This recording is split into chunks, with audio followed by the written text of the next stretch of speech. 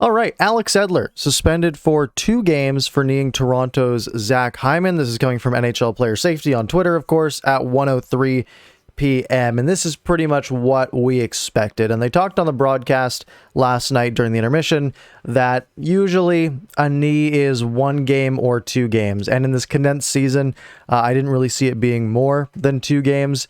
So with the play on Matt Hyman where Edler was at the end of about a 3-minute shift, went to make a hit on Hyman. Hyman stepped out of the way. Edler let that leg trail, which is exactly what you're not supposed to do. That's why kneeing is a penalty, because it is so dangerous. When you have 2 guys and their legs are sort of going different ways and your knees hit, man, that hurts. And it can really cause some serious damage. So I have no qualms against a suspension here. I mentioned this on my post-game recap last night that I fully expected at least a couple games, a game or 2, and I wouldn't be complaining if that was the case. Now, do I think Alex Edler is a dirty player? And lots of people were putting up on Twitter like, oh, he got suspended for this before. It's like 8 years ago, like 2013. Look, if something like this happens to a guy once every 8 years, I wouldn't say that makes him a dirty player. I think that Edler got lazy. He went to make a hit. The guy stepped out of his way. He panicked. He stuck the leg out. Stupid play. Lack of discipline for sure.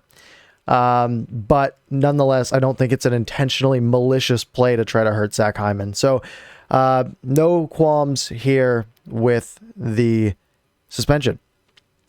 Now, what this means for the Vancouver Canucks is that they won't have Alex Edler for 2 more games. I assumed it would be at least 1 so that Edler wouldn't be in the lineup against the Toronto Maple Leafs tomorrow night on Tuesday night.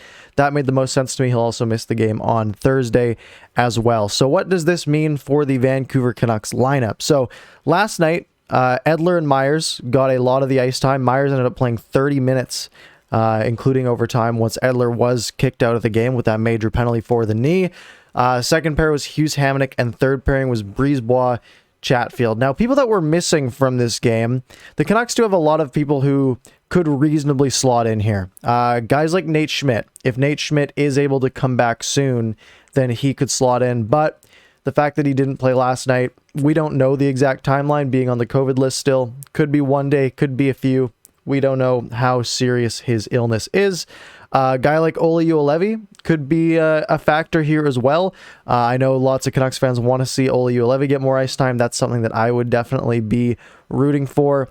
Potentially a guy like Madison Bowie, picked up in that trade with Chicago last week on the trade deadline.